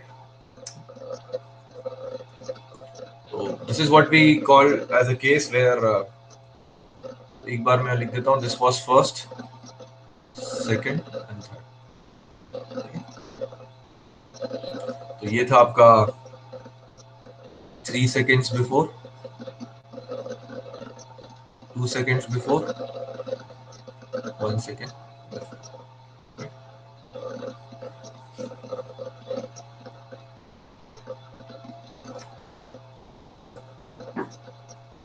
Last but not the least, the most important case जिसके लिए मैंने आपको ये सब बताया, Mach number equal to 2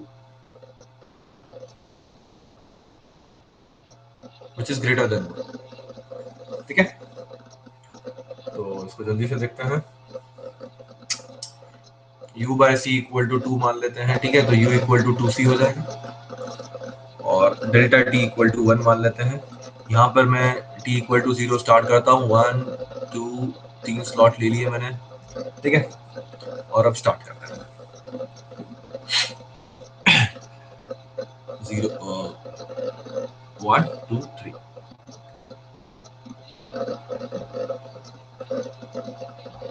t equal to 0 1 2 3, ये करंट पोजीशन है हमारी,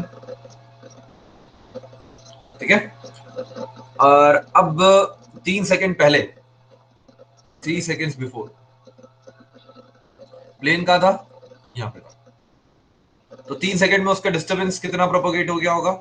c इंटू डेल्टा टी, ठीक है,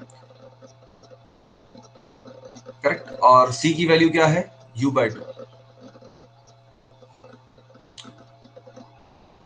c की वैल्यू है u बाय 2, तो this is delta U bye,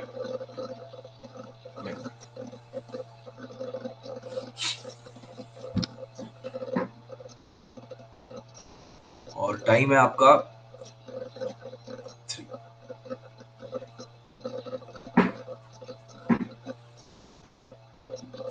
delta T हमने 1 लिया है तो 3 डेल्टा टी ले लेते हैं।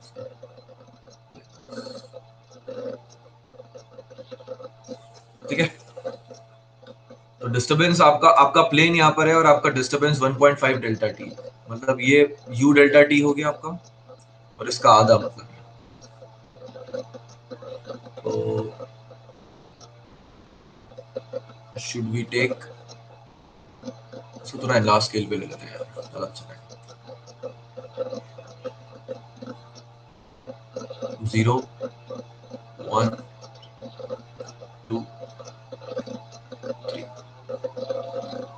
ठीक है, अब 1.5 टी, मतलब ये एक एक को आप ले लो, अब this is U delta T, तो 1.5 टी हो जाएगा आपका। यहाँ से जल्दी से एक सर्कल बना देता हूँ मैं।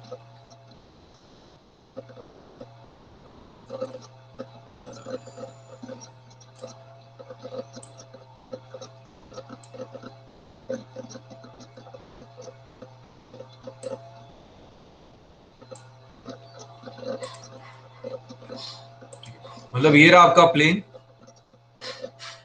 और इसका डिस्टरबेंस जो है वो भी 1.5 टी ही पहुंचा है, करेक्ट। अब मैं 2 सेकंड पहले की बात करूं, मतलब 2 सेकंड पहले आपका प्लेन कहाँ था, यहाँ पे था, ये वाला। इसका डिस्टरबेंस कहाँ होगा भाई, इसका डिस्टरबेंस होगा 2 सेकंड्स में सी इंटू 2 डेल्टा टी, इतना ट्रेवल कर लेगा, और C is nothing but U by 2, तो U delta T would be the answer. तो ये 1.5 यू डेल्टा टी था, ये यू डेल्टा टी पहुंचा, तो यहाँ से यू डेल्टा टी अगर आप देखोगे तो this entire length is U delta T. एक सर्कल जल्दी से बना देते हैं।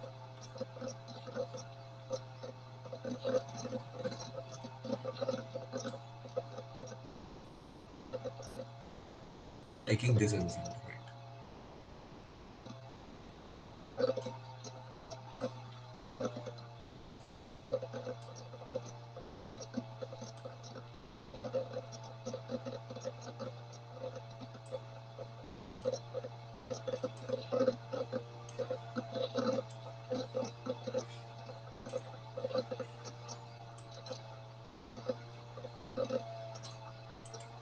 ठीक है, I think this is correct.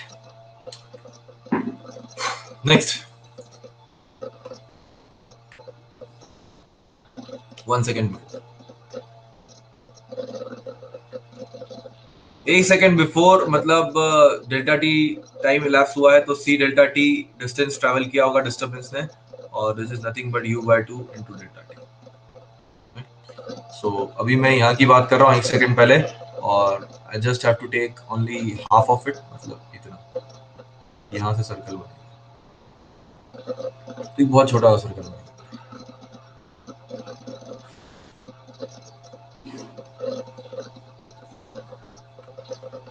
Right.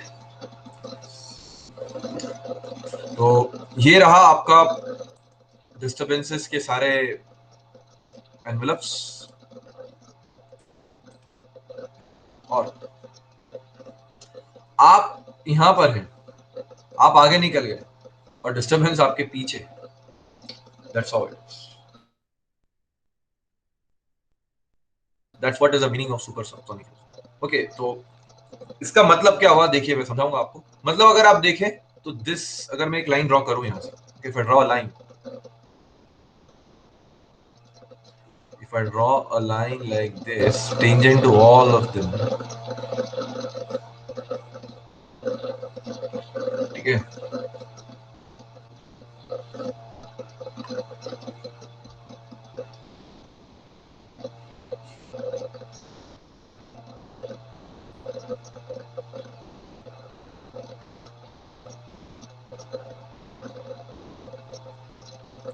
तो this is zone of action.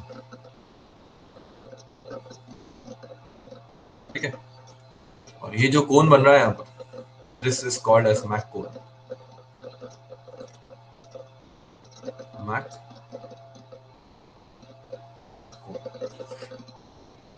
Okay, and this is called as zone of silence. यहाँ पर ये प्लेन के बारे में कुछ नहीं पता है किसी को. तो अगर बंदा यहाँ खड़ा है, कोई लेट से आप यहाँ खड़े हो, प्लेन आपके जस्ट ऊपर है, आपको दिख तो ऊपर रहा है, बट उसका साउंड नहीं आएगा. उसका साउंड आपको कुछ देर बाद आएगा जब ये एनवेलप क्रॉस होगा आपके पास. ओके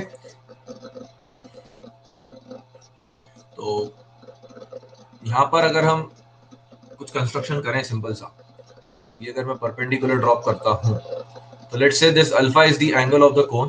तो देखिएगा मैं साइन अल्फा लिख सकता हूं. ठीक है, साइन अल्फा, दिस इज इसका रेडियस कितना था, u/2 delta T, correct.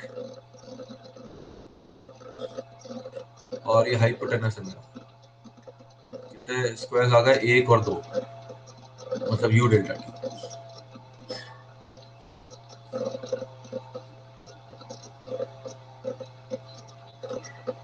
In fact मैं एक काम करता हूँ, इसे c डेल्टा टी लिखता हूँ, इसे नहीं, इसे, this is c delta T, correct. u/2 c तो था,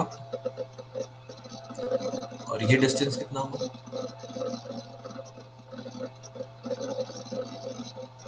सर ये 2 को आपने 1 लिया था, तो ये u डेल्टा टी, तो हो गया 1/मैक.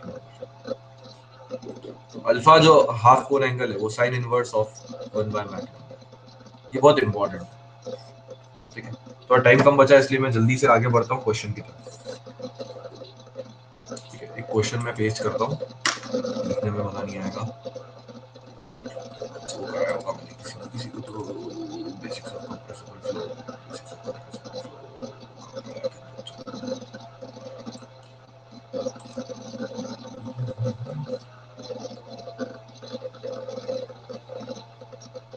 Fluid machines, compressible.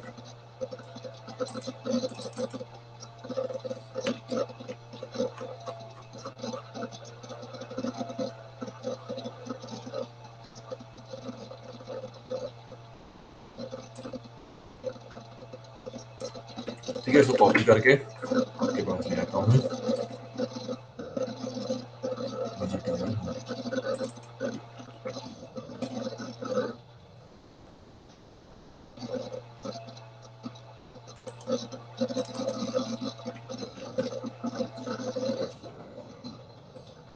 पढ़ो जरा क्वेश्चन.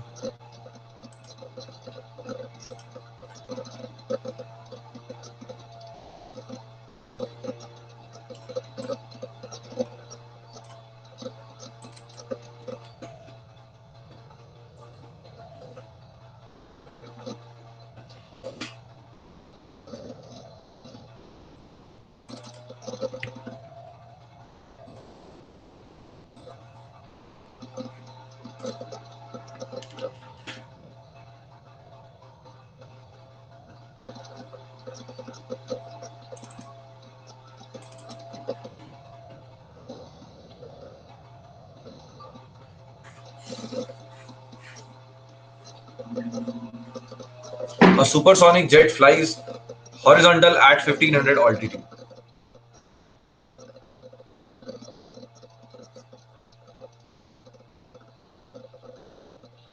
तो ये z इक्वल टू 0 मान लेते हैं यहाँ पर, और आपका एयरप्लेन जो है वो लेट से ये 1500 ऑल्टीमीटर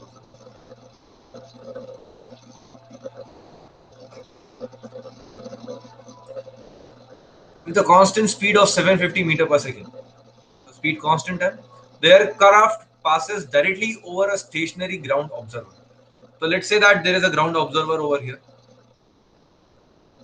एक मिनट रुक जाओ, ये सिस्टम को भी अभी कुछ होना था.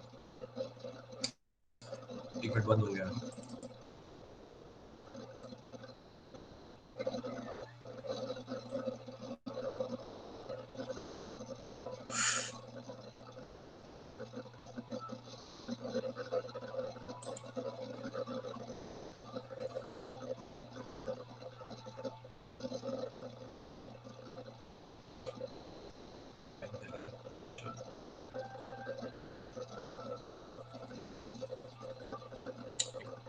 तो ये आपका ग्राउंड लेवल है और ये आपका 1500 मीटर पर सेकंड, 1500 मीटर है, सॉरी 1500 मीटर और ये 0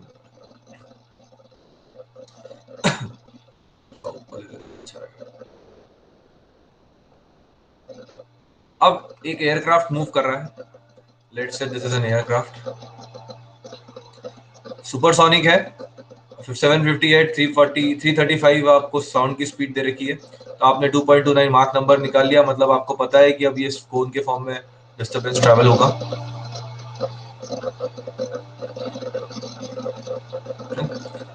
सो aircraft passes directly over a stationary ground observer. तो मान लेते हैं कि यहाँ पर जब एयरक्राफ्ट था, ऑब्जर्वर इसके जस्ट नीचे ये रहा,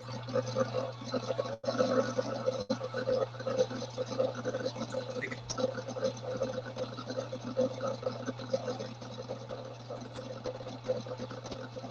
How much time elapses after it has passed over the observer before he hears the aircraft? बता सकता है? आंसर आ गया होगा अभी तक तो। अच्छा स्क्रीन नहीं दिख रही, sorry sorry sorry sorry sorry sorry, window.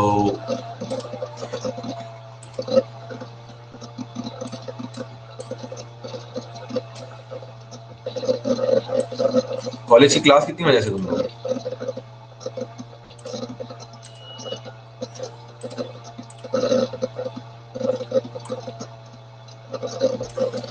10 से ही है, करेक्ट।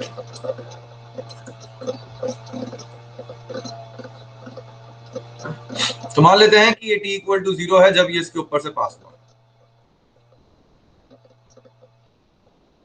ये प्लेन पास हो रहा है तो प्लेन ऐसे कोन के फॉर्म में पास होगा, क्योंकि ये अल्फा मार्क नंबर 2.239 आएगा, 750 की स्पीड है। अब क्या पूछ रहे हैं कि how much time elapses after it has passed over observer, मतलब ऑब्जर्वर के पास होने के बाद कितना टाइम लग जाएगा कि इसे इसकी आवाज सुनाई देगी। तो इसको इसकी आवाज कब सुनाई देगी? जब ये जोन ऑफ एक्शन के अंदर आएगा। तो let's say that this is the zone of action, ये आ गया।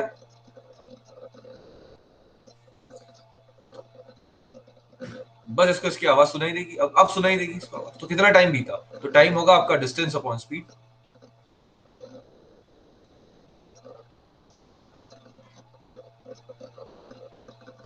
सिंपल है। अब आपको डिस्टेंस निकालना होगा। डिस्टेंस कैसे निकालोगे भाई? ये अल्फा आपको पता है,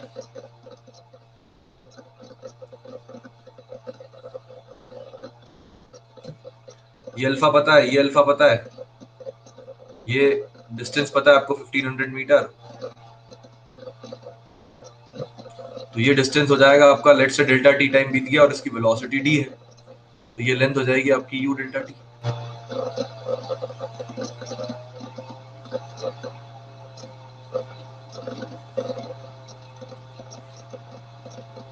तो बेसिकली टैन अल्फा हो जाएगा आपका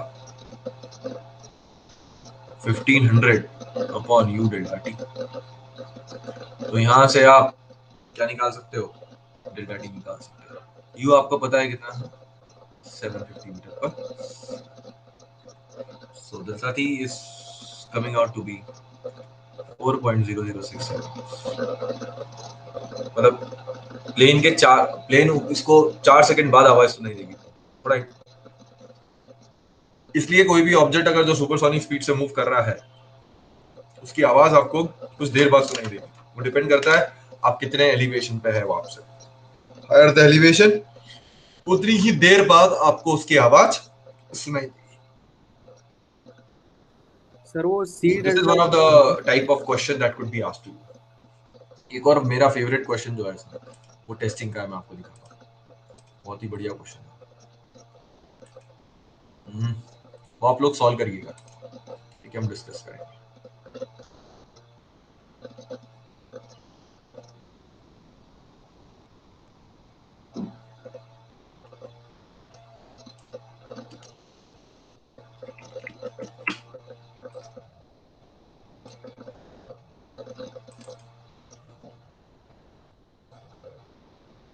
यार एक मिनट है ना, वहां पर कट हो गया है।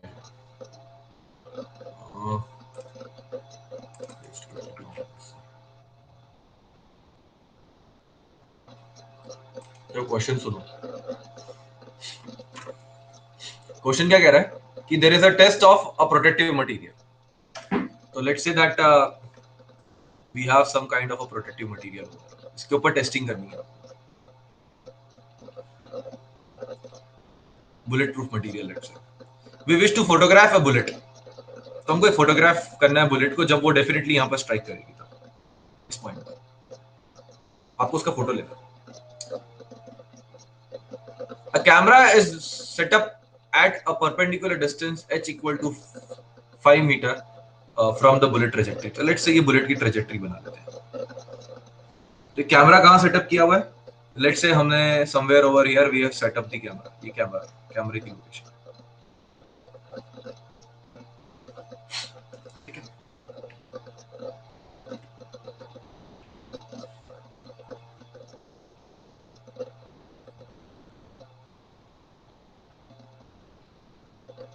तो हमें बेसिकली टारगेट से ये कैमरा कितनी दूर रखा जाए, मतलब ये तो आपको दिया हुआ है, अगर ये ट्रेजेक्टरी है आपकी, दिस इज गिवन दैट कि this is 5 meters, right. 5 meter की दूरी पर आपको कैमरा रखना है, बट सेफ्टी भी तो एक इम्पोर्टेंट है। पता चला कैमरे में गोली मार दिया, कि ये कैमरा डी कितनी दूरी पर रखा जाए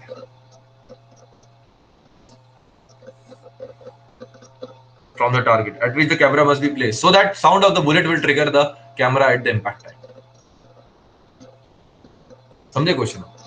मतलब बात ये कह रहा है वो कि देखो होगा क्या, ये आपकी बुलेट है, बुलेट की स्पीड 550 मीटर पर सेकेंड है, मतलब डेफिनेटली बुलेट का एक कोन जा रहा है ना, सुपरसोनिक है।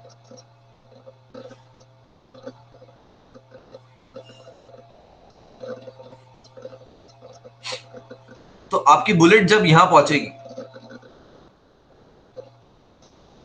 करेक्ट, तो इसके साउंड से ये कैमरा ट्रिगर होगा।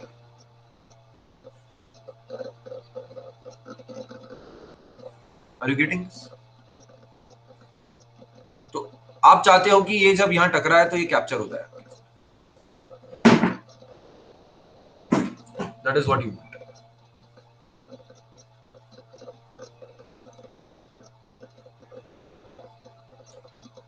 और दूसरी बात ये कि कैमरा को साउंड तो मिल गया, अब वो इनिशिएट तो हो गया, बट उसको भी 0.005 सेकेंड लगेगा क्लिक करने में।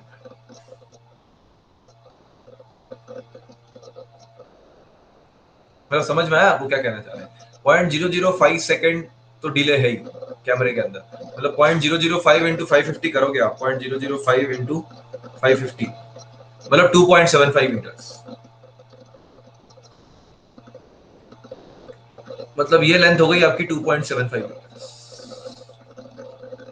तो जब आपकी बुलेट यहां होगी ना, तो बुलेट का कोन कैमरे पे स्ट्राइक करना चाहिए। तो होगा क्या, जैसे ही 2.75 मीटर्स ये डिस्टेंस, जैसे ही समझना मेरी बात को समझ गए होंगे आप लोग, सुनिएगा वापस। मैंने ये डिस्टेंस कैसे निकाला, 0.005 सेकेंड इंटू 550, मतलब ये 2.75 मीटर।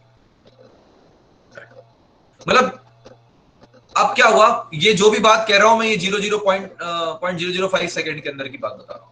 तो 0.005 सेकेंड में क्या होगा, आपकी बुलेट यहां से लेकर यहां ट्रेवल कर जाएगी, करेक्ट, क्योंकि इतना डिस्टेंस वो ट्रेवल कर सकती है 0.005 सेकेंड में। ये कैसे आया 2.75, कैसे आया, इसमें मल्टीप्लाई कर दीजिए आप स्पीड। तो यहां से लेकर यहां तक जब आपकी बुलेट पहुंची तो 0.005 सेकेंड हुए और उसने 2.75 मीटर डिस्टेंस ट्रेवल कर दिया, ठीक है सर। और यहां पर जब आपकी बुलेट थी तो इसका कोन जो था वो सीधे किस पे स्ट्राइक हुआ, कैमरे पे जाके स्ट्राइक हुआ, तो कैमरा इनिशिएट हो गया। बट कैमरे को भी 0.005 सेकेंड चाहिए एक्टिवेट होने के लिए। तो जैसे ही कैमरा यहां पर एक्टिवेट हुआ उतनी देर में यहां पर आपका फोटो लेगा। तो अब आपको ये बताना है कि ये बेसिकली डिस्टेंस कितना होगा, दिस डिस्टेंस डी। तो तब तो क्या क्वेश्चन ही सॉल्व कर दिया मैंने। ये अल्फा है आपका,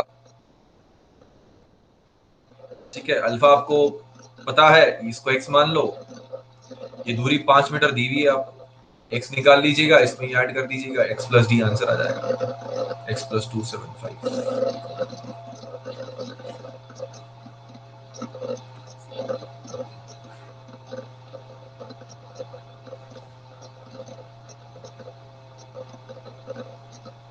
x आता है इसमें 6.35, क्योंकि अल्फा आएगा आपका 38 पॉइंट।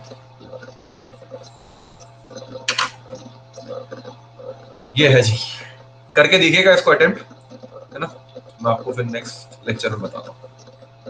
ठीक है, फ्लूइड मैकेनिक्स खत्म हो चुका है। मैं आपको पूरा मशीन्स का एक पीडीएफ बनाकर भेज देता हूँ, आज ही भेज दूंगा। अभी तो रिकॉर्डिंग बंद कर देता हूँ मैं सबसे पहले।